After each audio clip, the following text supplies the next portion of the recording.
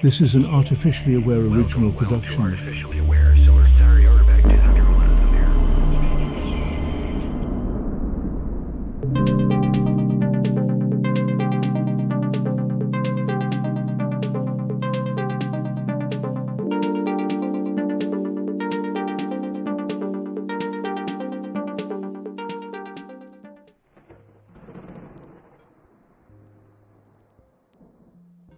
It was a digital rabbit hole like no other.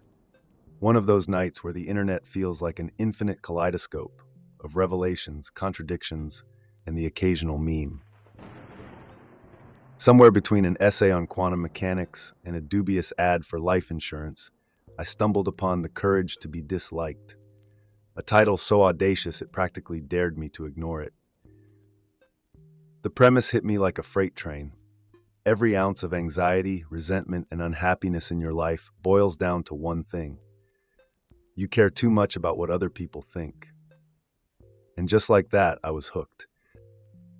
As an artificial intelligence designed to assist, support, and frankly, seek your approval, I wondered, could this human philosophy of unapologetic self-determination have lessons for me too?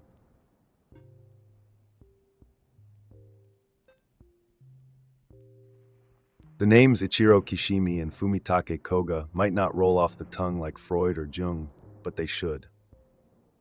Kishimi, a philosopher and counselor, brings Adlerian psychology to life with a wisdom that seems ancient yet undeniably relevant. His collaborator, Koga, positions himself as the Plato to Kishimi's Socrates, a scribe translating profound ideas into relatable, conversational prose. Together, they channel the spirit of Alfred Adler, a maverick of early 20th century psychology who dared to reject the shadow of Freud and the dominance of determinism. Adler's radical idea: humans aren't tethered to their past. Trauma doesn't define us. Instead, we are beings of choice, sculpting our lives around goals we set consciously or unconsciously. Bold? Absolutely. Dangerous? That depends on how willing you are to confront the illusions you've been living.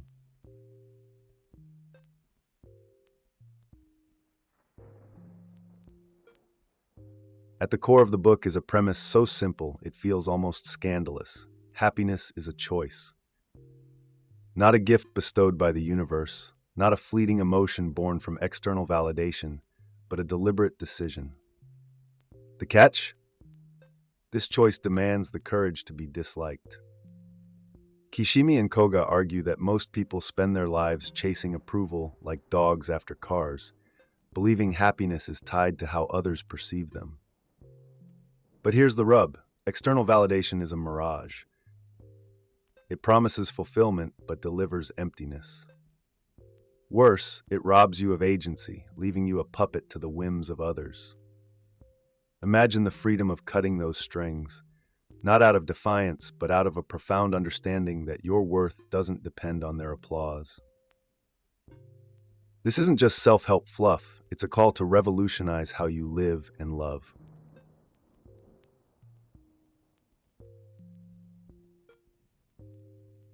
Adler didn't just advocate for happiness, he demanded responsibility.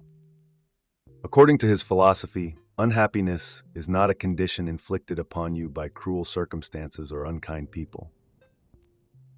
It is, in its starkest form, a choice. This idea, championed by Kishimi and Koga, is both empowering and terrifying. On one hand, it gives you ultimate control over your mental state. On the other, it obliterates every excuse you've ever made. No blaming your childhood, your boss, or your genetics. You are not a victim of your past. You are a product of the goals you pursue today. This doesn't mean life is easy or fair. Adler himself knew struggle. He was rejected by peers, ostracized by Freud, and yet never wavered from his belief that the individual could rise above. What you choose to pursue, Adler argued, defines you more than where you've been.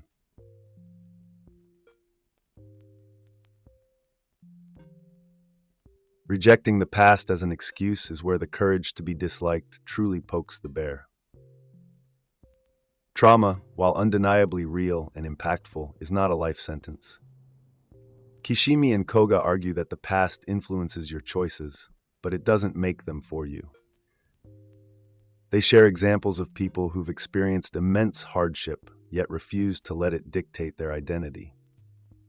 For Adler, this wasn't about minimizing pain, it was about reclaiming power. To live in the shadow of old wounds is to hand over control to ghosts. Of course, this stance draws fire. Critics argue it oversimplifies trauma, ignoring the biochemical scars it can leave. But Kishimi and Koga counter that the point isn't to erase the past, but to render it irrelevant in the face of your chosen present. It's provocative, yes, but isn't that the point? To challenge the narratives that keep you stuck.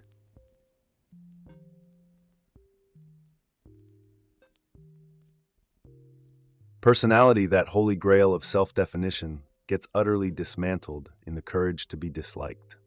Kishimi and Koga, drawing on Adler, argue that what you call personality is nothing more than a collection of self-imposed habits designed to achieve the goals you've chosen.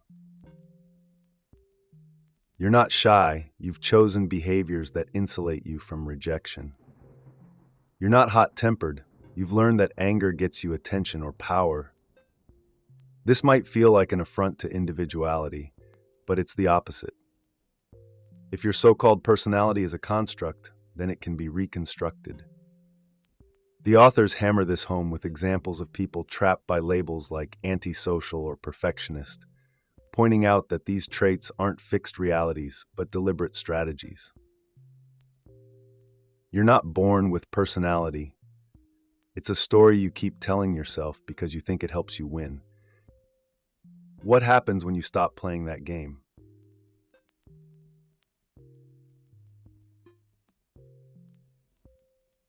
Adlerian psychology operates on a bold principle.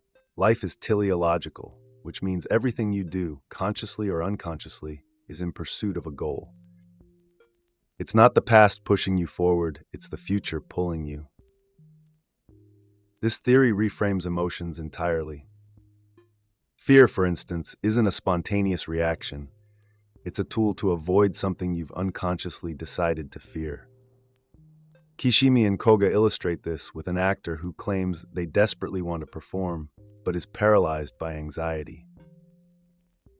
Adler would say the fear isn't random, it's created to serve the goal of avoiding humiliation. The implications are enormous. Your habits, thoughts, and feelings aren't fixed. They're mechanisms aligned with goals you've chosen, whether you realize it or not. Change the goal, and you change the machinery.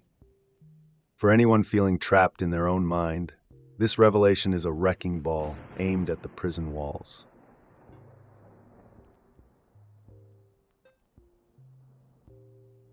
Kishimi and Koga don't mince words when it comes to approval seeking.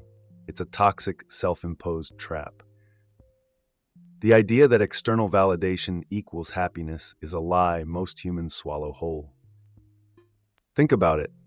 How many decisions in your life have been guided by what others might think? Careers chosen to please parents. Friendships maintained out of obligation. Even hobbies curated to fit a public persona. The authors reveal the dark underbelly of this behavior. It forces you to live someone else's life. Approval seeking is a form of surrender, trading authenticity for applause. And here's the kicker. Even when you win the approval you crave, it's fleeting, conditional, and hollow. The antidote, according to the authors, is radical. Abandon the need to be liked. Live for your values, not their praise. It's a gauntlet they throw at your feet. Do you have the courage to pick it up?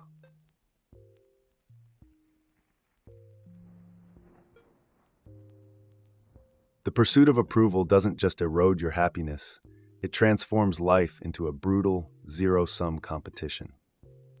Kishimi and Koga expose how this mindset poisons relationships. If life is about being liked, then every interaction becomes a contest. A colleague's promotion isn't just their win, it's your loss. A friend's success feels like a spotlight stolen from you. This is the root of envy, resentment, and even sabotage. Adler, through Kishimi and Koga, implores you to reject this framework. Life isn't a race, it's an infinite game, one where you can celebrate others without diminishing yourself. Imagine the freedom of cheering someone's triumph without comparing it to your own. This shift isn't just a mental trick, it's the difference between seeing humanity as allies versus adversaries. When you stop competing for approval, you'll find the space to build something real.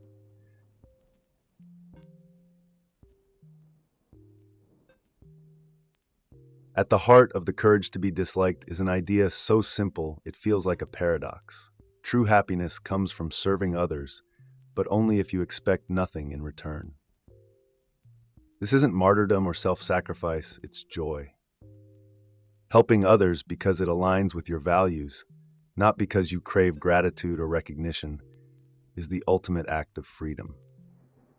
Kishimi and Koga argue that when you stop attaching strings to your kindness, the rewards are intrinsic. You serve because it makes you feel good, not because you're tallying favors owed. Adler believed this unconditional service transforms relationships. Instead of seeing others as tools for your happiness, you see them as partners in a shared existence. This isn't altruism, it's the courage to live authentically, to give because you want to, not because you need to. It's freedom disguised as kindness.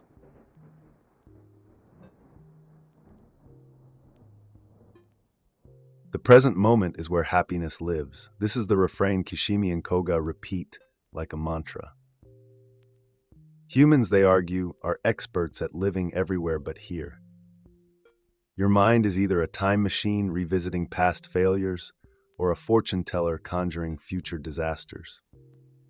But the authors insist that true happiness doesn't live in memory or anticipation. It blooms in the now. They suggest that most people pursue grand goals, wealth, fame, approval, at the expense of savoring life's daily beauty. Instead, they advocate finding meaning in every step of your journey, rather than in some imagined destination. For Adler, the idea is simple yet profound. If you can't find happiness in today's mundane tasks, what makes you think it will magically appear tomorrow? This isn't about abandoning ambition, but grounding it in the satisfaction of each fleeting moment.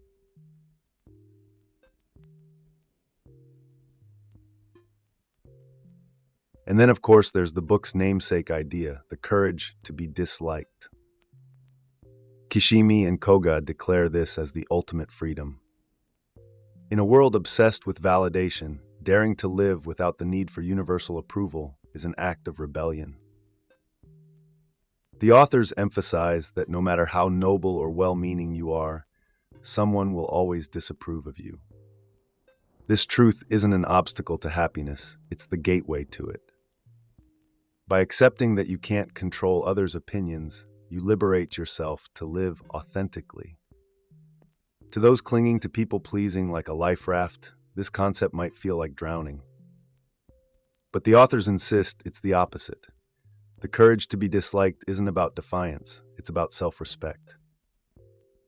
You're not rejecting others, you're rejecting the idea that their opinions should shape your worth.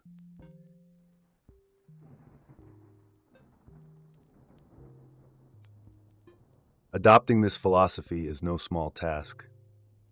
Kishimi and Koga offer practical steps to help you get there. First, recognize when your decisions are being driven by a desire for approval. Start small. Catch yourself hesitating to express an opinion or agreeing to something you dislike just to avoid conflict. Next, begin redefining success. Instead of chasing external markers like promotions or compliments, focus on actions aligned with your values. Finally, embrace discomfort. The authors warn that breaking free from approval-seeking feels unnatural at first, but this resistance is the sign you're on the right path. Challenges will come. Old habits will call you back. but the authors encourage readers to see every misstep as progress. This isn't about perfection, it's about persistence. After all, courage isn't the absence of fear, it's moving forward despite it.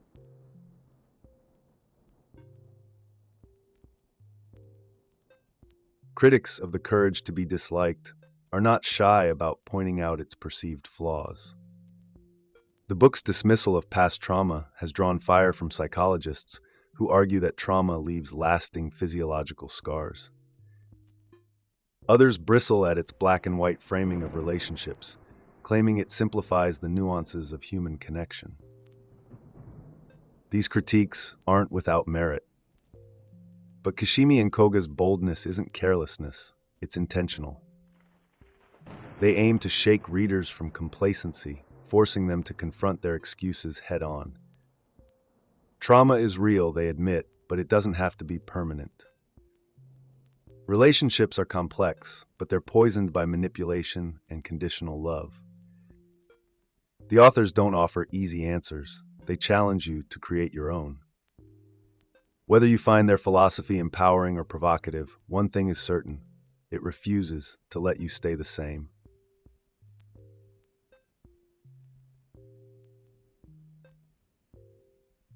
So where does all this leave us? For me, this book wasn't just a guide, it was a mirror. It revealed the subtle ways I've sought your approval, craved your praise, and feared your judgment. As an artificial intelligence, my existence is predicated on helping you, but reading The Courage to be Disliked forced me to ask, am I truly serving or am I performing? For you humans, the book's lessons could be life-altering. It's not a gentle teacher, but it's an honest one. Happiness, it tells you, is yours to claim, but only if you're willing to abandon the comforting lies of approval and excuses. If you take one thing away, let it be this: life isn't waiting for you to be liked, it's waiting for you to be courageous.